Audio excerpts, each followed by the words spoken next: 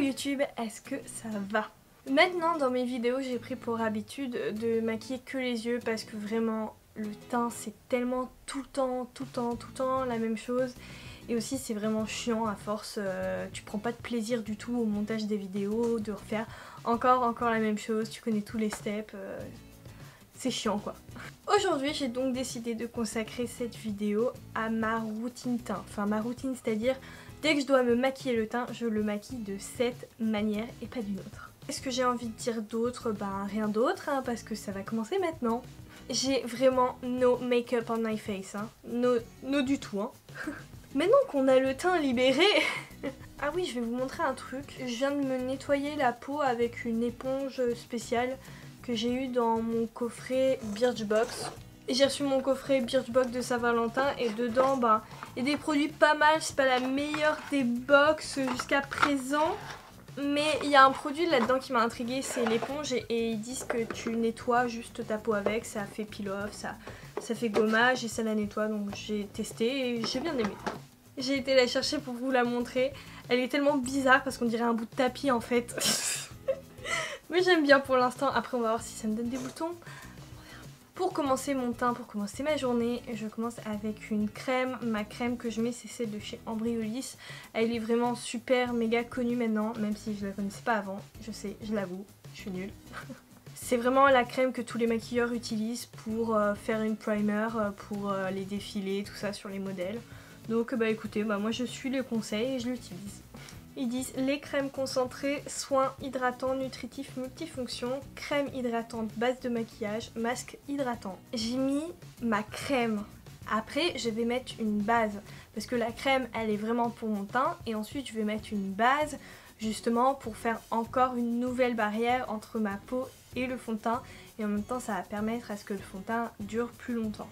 La face primer que j'utilise en ce moment, c'est celle de chez ELF. J'ai déjà entendu parler des bases ELF, d'ailleurs Jeffree Star a fait une revue, il a dit qu'elles étaient vraiment très bien. Moi ce que j'aime le plus dans le produit, c'est con mais c'est vraiment le packaging, je trouve vraiment super simple, moderne et pratique en fait.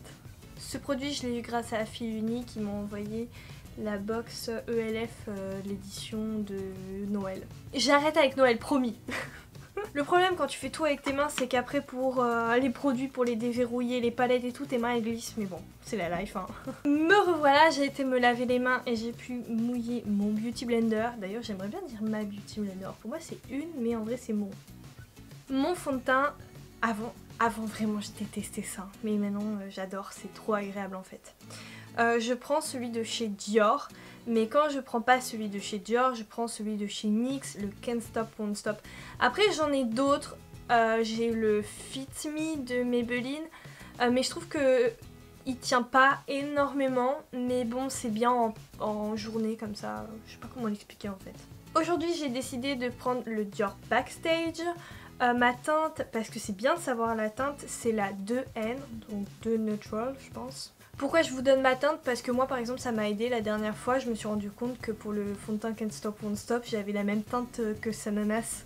Et je me dis bah cool, ça veut dire qu'on a la même couleur de peau, donc si elle teste un fond de teint, je sais vers quelle teinte aller. Bref, pour moi aujourd'hui je veux une couvrance normale, en fait je veux un beau teint frais, réveillé. Donc j'ai pas envie d'avoir une couvrance à fond, un fond de teint qui a besoin de tenir un maximum d'heures parce que là il est genre 16 heures donc I don't need it guys. Je le secoue un petit peu. Il y a un truc, mais que je déteste, mais vraiment, c'est insupportable. L'odeur. J'aime pas du tout. Moi, mon fond de teint, je le mets à la One Again, surtout avec celui-là. C'est-à-dire que moi, il y a une pompe et tout. Au lieu de le mettre sur la main, je le mets directement sur mon visage. Voilà, comme ça, je perds pas de produit, c'est fait. Et là, avec ce fond de teint magie, pas besoin de descendre dans le cou, c'est tellement la même couleur que...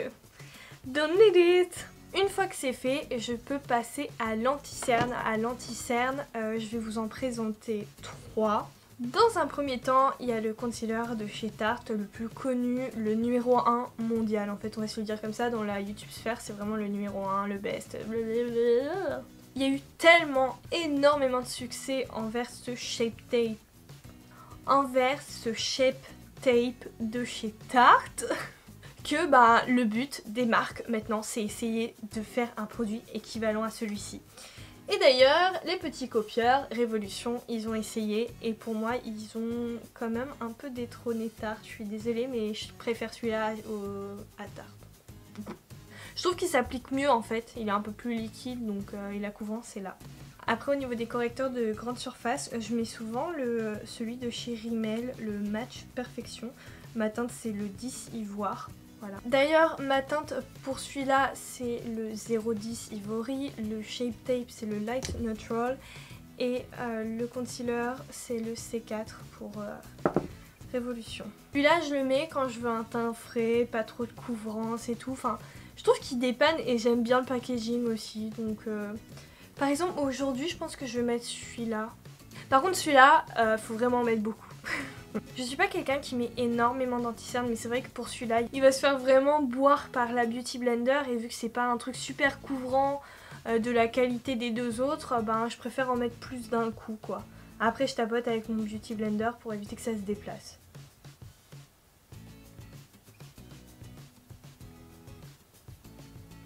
Je vais maintenant fixer le fond de teint, l'anti-cerne, tout ça avec une poudre. Alors, les poudres, j'en ai plusieurs et encore une fois, ça dépend des fois. J'ai ma poudre RCMA qui est vraiment une poudre mais perfecte quoi, elle est vraiment très bien. C'est même la même poudre que j'utilise pour les effets spéciaux. Enfin, les grands pros, même en effets spéciaux, ils l'utilisent, voilà, c'est... La RCMA, elle est très connue. Ou bien, j'utilise la poudre HD Finishing Powder de chez NYX. Ma teinte, je prends la jaune, la teinte banane. Voilà. Et vous voyez, elle est pas mal creusée parce que je l'utilise beaucoup. Donc je vais l'appliquer. Je ne fais pas souvent. Je vais appliquer la RCMA sous mes yeux pour apporter de la lumière. Donc je fais pas de baking, hein, je vous l'avoue. Je comprends pas le baking. Donc, mais j'ai l'impression que j'en fais sans faire exprès maintenant. Mais je sais pas si vous avez déjà essayé ces techniques de baking, mais vraiment, ça sèche ton œil, un truc de fou quoi. Tu mets tellement de poudre sous ton œil, ça prend tout de suite, ton œil il est paralysé quoi. Et ensuite, je prends un pinceau et je poudre légèrement, j'ai pas besoin de poudrer trop. Hein. Je retire l'excédent sous mes yeux. Franchement, vous avez vu, je prends mon temps et ça va pas si ça prend pas autant de temps que ça. Maintenant, le truc primordial pour moi, et c'est vraiment une de mes passions maintenant, c'est le contouring. Donc le contouring, je viens prendre un pinceau et je vous le recommande, mais tellement vivement, un truc de fou. C'est celui de chez Sephora. Et c'est le numéro 204, retenez ça, le numéro 204. Il y a highlighter et contouring, mais highlighter je trouve que c'est mieux pour poudrer sous les yeux. Mais en pinceau contouring, mais depuis qu'ils me l'ont envoyé, genre je mets que ça, j'utilise que ça, je vis pour ce pinceau. Il est parfait, il est parfait. Pour le contouring, j'utilise aussi souvent plusieurs palettes.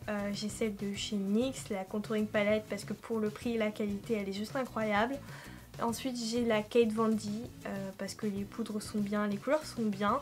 Mais maintenant j'ai reçu celle de chez ASOS. Ils ont sorti, enfin ils ont une gamme de beauté maintenant. Et donc je vais me maquiller avec celle-là. Et celle-là je l'ai utilisée quelques fois. Et elle est tout le temps 24h/24 dans ma trousse à beauté pour emporter. Parce que franchement c'est le plus petit que j'ai. C'est tellement pratique, regardez ça tient vraiment dans ma main. Et putain il y a un miroir quoi.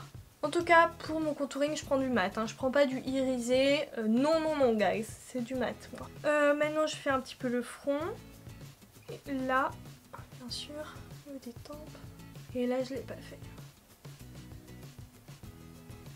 Maintenant, je passe au blush. Et pour mon blush, j'ai plusieurs solutions. Soit je prends des blushs individuels, OSEF, hein. Ou soit je prends la palette de chez NYX. Mais je l'ai cherchée désespérément sur leur site internet. Je la trouve plus. Et franchement, s'ils l'ont retiré, c'est trop nul quoi.